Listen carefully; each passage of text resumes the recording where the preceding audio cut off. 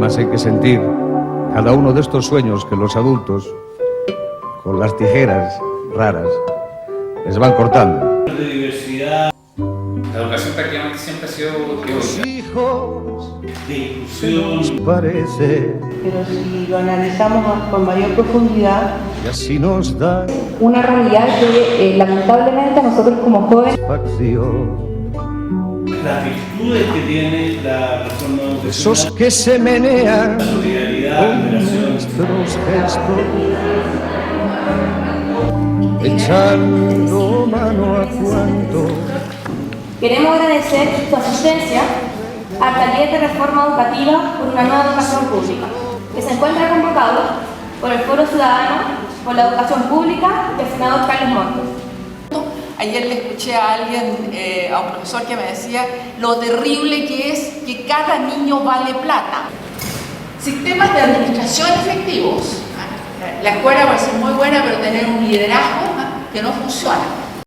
Hablábamos ayer, estábamos en una reunión del CIMSE, pero hablábamos ayer de, por ejemplo, llegan los resultados CIMSE y los directores de escuelas deciden en su oficina qué va a hacer la escuela para mejorar. Y no lo deciden en conjunto con los profesores y tomando en cuenta la realidad de cada uno de los niños. O sea, buen liderazgo va a ayudar, mal liderazgo va a ser problemático.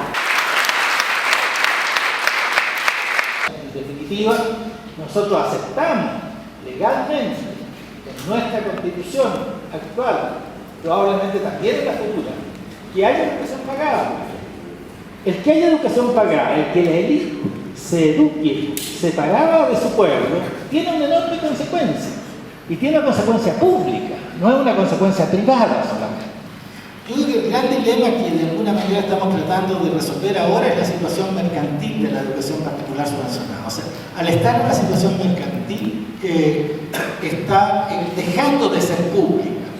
Y acá vienen los dos elementos que de alguna manera se están discutiendo. Uno clarísimo, que es el financiamiento compartido, ¿no es cierto? O sea, el financiamiento compartido le pone precio a la educación y por lo tanto coloca una barrera que tiene que ver con el tamaño del bolsillo de la familia. O sea, es clarísimo. Es más sutil la selección. Es más sutil y más complicada. Encuestas que nosotros hemos hecho últimamente en el CIDE, ¿no es cierto?, muestran que cerca del 80% de los apoderados chilenos están de acuerdo con la selección. Cerca del 60% de los profesores están de acuerdo con la. Así como tenemos café en Chile, tenemos público, ¿no es cierto? O sea, es la educación pública de propiedad estatal. Si yo no suprimo la posibilidad de financiamiento compartido, no hay futuro alguno para la educación municipal. Si lo bueno no está en lo gratuito, en lo abierto, obviamente que el resto pasa a tener mayor prestigio. Muchas gracias.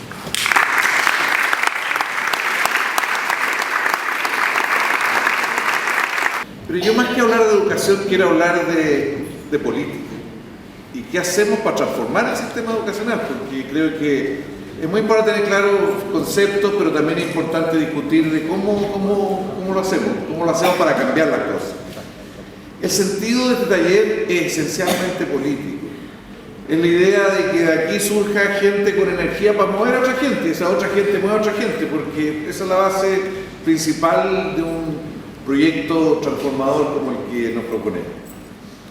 En este marco estamos tratando de hacer algo en 4 años, y de los 4 años ya va más del 10%.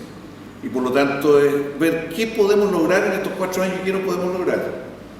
Yo soy convencido de que este gobierno va a ser evaluado globalmente si sentó o no las bases de una nueva educación pública. Educación pública estatal, para ser más preciso.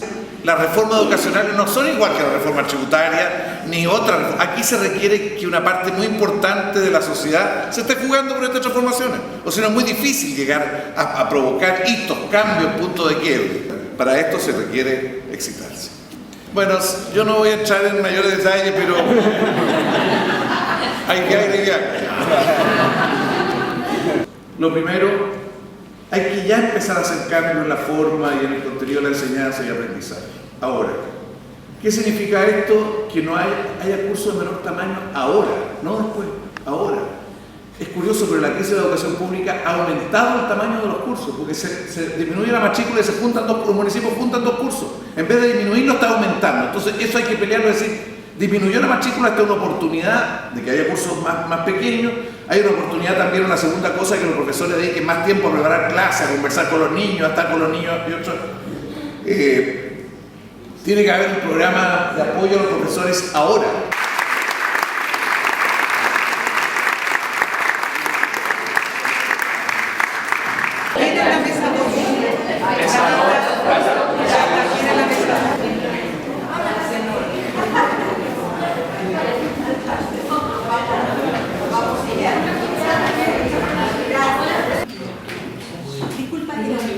Era un papelito, un papel.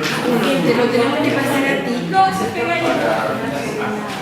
Quiero hacer muchas marcas que se presenten por la instancia que se da de trabajar acá y la relevancia del tema. Ahora les quiero decir que esta iniciativa es una iniciativa que hace una comisión de educación que apoya al senador Monte y nosotros permanentemente vamos incrementando, así como nos recibieron las invitaciones, vamos incrementando esa ley y les vamos a devolver todo lo que aparezca en esta sesión. De esta comisión que nos juntamos semanalmente prácticamente para trabajar, que es una comisión que el senador Carlos Monte, iniciativa de él, y además la iniciativa que tiene de antes, ¿no es cierto? No es que la está inventando ahora que es senador, digamos. Poder, asumir tu sugerencia y hacer el mailing y estar en contacto para seguir trabajando esto. Me interesa personalmente. Porque ya se resolvió el problema de la ley tributaria, se resolvió el problema del copago, se resolvieron todos los problemas. Sí. Entonces, cuando se resuelve hay muchos futitos que están quedando medio extraños. Ese es un proyecto de ley siempre. Entonces, porque para hablar de la calidad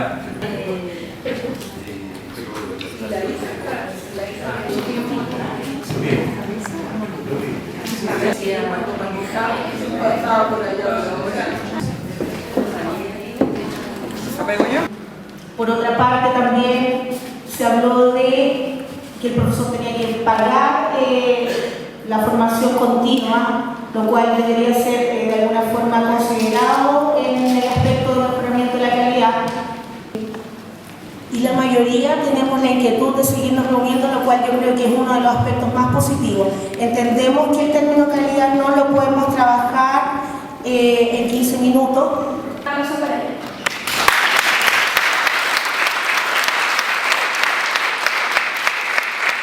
La educación prácticamente siempre ha sido teórica, o sea, se enseña desde lo que está en los libros y hay poca integración comunitaria en el aula. Y bueno, está bien de cierta forma integrar organismos sociales, no gubernamentales, los distintos actores de la comunidad, porque la comunidad no tan solo está compuesta tal vez por la junta de vecinos ni organizaciones no sociales, sino también está compuesta por la empresa, por el mundo privado. Entonces, hay muchas empresas también que están y tienen una visión de responsabilidad social empresarial. Las virtudes que tiene la reforma educacional, principalmente en términos de diversidad, de inclusión, de cultura, solidaridad, cooperación, etcétera, etcétera. Que creo que hoy día se está explicando de manera muy técnica y sería muy bueno explicarlo desde esa perspectiva. Yo creo que cuando uno ya está incentivar a través de la creación de grupos de exalumnos o alumnas del establecimiento a una colaboración planificada a través de charlas, talleres de orientación profesional, exposiciones y otros, como ayuda de estudio, por ejemplo, a estudiar, ¿no es cierto? Algunos niños no tienen la posibilidad de tener profesores que los ayuden en eso. Integrar a las juntas de vecinos y otras organizaciones del sector en las actividades de los colegios y viceversa.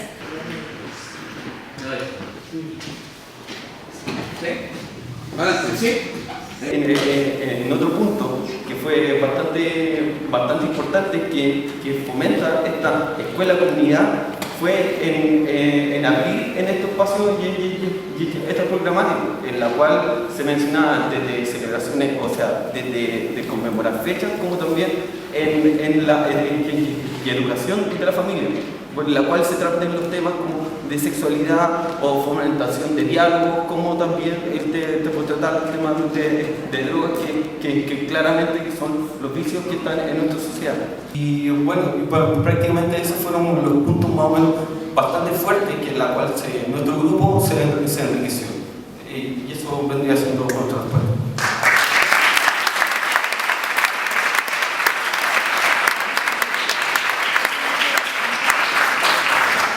No van a participar si hay violencia.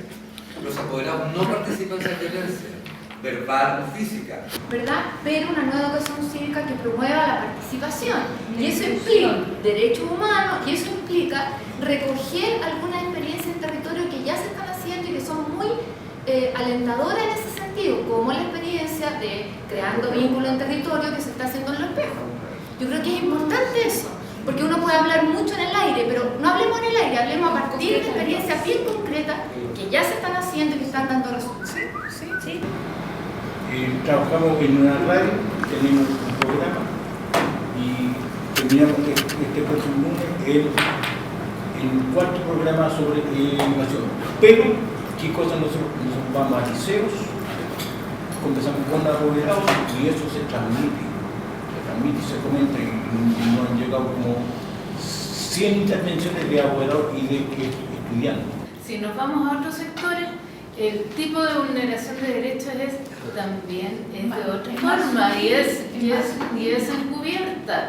Y entendiendo la comunidad educativa ampliada al territorio, tiene que ser así, tiene que ser incluyendo el territorio. Chicos. Si va a pagar, dice va a su pago. Claro.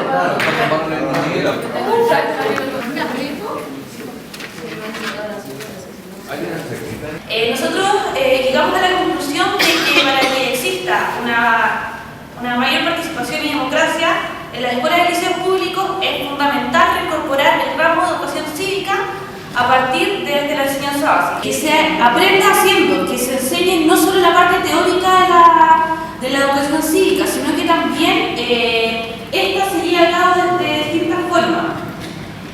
Reincorporando, teniendo como base de la educación cívica la incorporación de los derechos humanos de la persona. De manera que la democratización sea integral y no solamente se aboque a la institución educativa.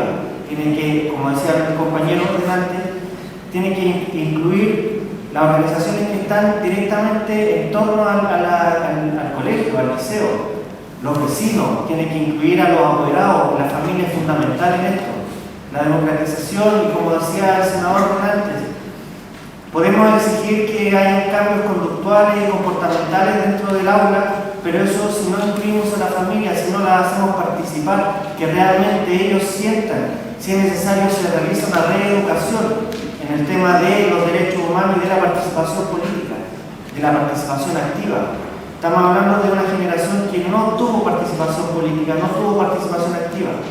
Y para nosotros es fundamental que, siendo el alumno el eje y el centro de esta activación del proceso, tenemos que incluir a todos los entes que están alrededor, partiendo fundamentalmente por la comunidad educativa, pero también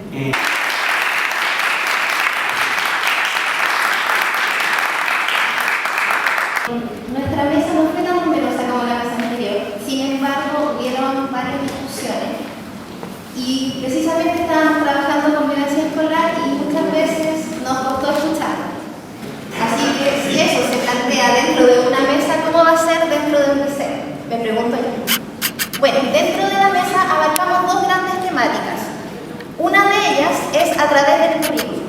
¿Cómo a través del currículum inclusivo y además con sentido para los estudiantes nos pueden generar una valorización con respecto a la diversidad, ya sea una diversidad homosexual, una diversidad con respecto a las características físicas, a características ya sea de enfermedades como Asperger o otro tipo de enfermedades. Esto lo estábamos viendo y lo hicimos a través de un ejemplo que quizás en las clases de lenguaje, en comprensión lectora, se podían trabajar ciertos discursos de discriminación discriminación, de diversidad, etc.